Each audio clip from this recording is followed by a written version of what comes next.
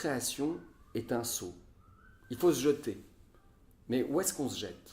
Parce que le saut dans le vide ou le saut dans l'inconnu, pour moi, c'est très différent. Sauter dans le vide, c'est sans bordure, sans filet.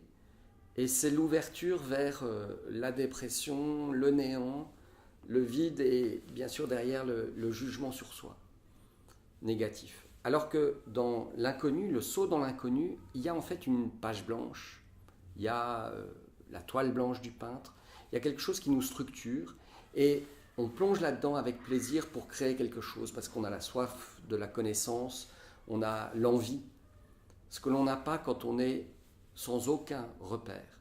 Ok, mais vous allez me dire comment t'as sauté? Quand j'ai eu ce rêve, c'était en 2006.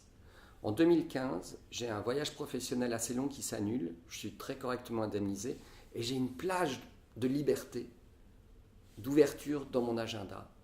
Et là, je prends mes cahiers et tous les matins, je vais écrire dans tous les bistrots de la ville les 40 premières pages de mon roman. C'est comme un déclic. Le courage, il est venu parce que j'ai osé prendre cette décision. Et là, c'est ça ce que je vous invite à faire. C'est oser saisir l'opportunité du moment où la créativité va prendre tout l'espace qu'elle mérite dans votre histoire.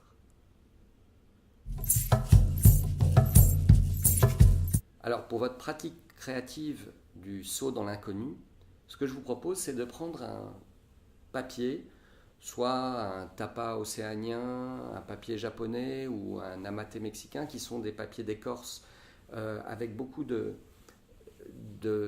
motifs à l'intérieur, et de commencer à dessiner ou à peindre simplement ce qui vient. Suivre votre coup de pinceau, votre crayon de couleur, le laisser faire, le laisser contourner les différents éléments de la feuille, et puis vous allez voir, il y a quelque chose qui va sortir.